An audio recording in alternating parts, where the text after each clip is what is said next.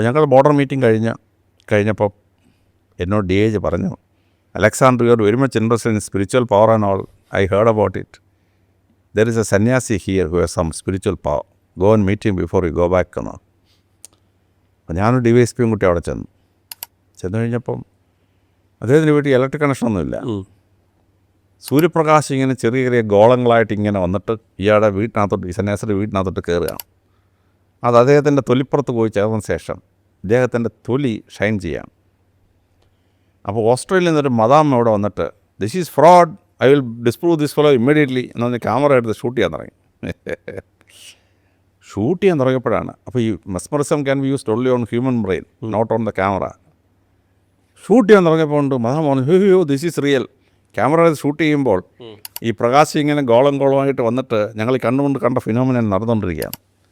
ഞങ്ങൾ അദ്ദേഹത്തിന് മുറിക്കകത്ത് കയറുമ്പോൾ ഒരു 6-6:30 മണിയായി. No light is required in this room, his body shines. ഈ പ്രകാശം അബ്സോർവ് ചെയ്തിട്ട് he shines with his body. അപ്പോൾ ദിസ് കൈൻഡ് ഓഫ് സന്യാസീസ് നമ്മളെ അവരുടെ ആ സ്പിരിച്വൽ പവർ, അവരൊരു യൂണിവേഴ്സിറ്റിയും പോയി പഠിച്ചിട്ടില്ല, ഒരു PhD അവരെടുത്തിട്ടില്ല.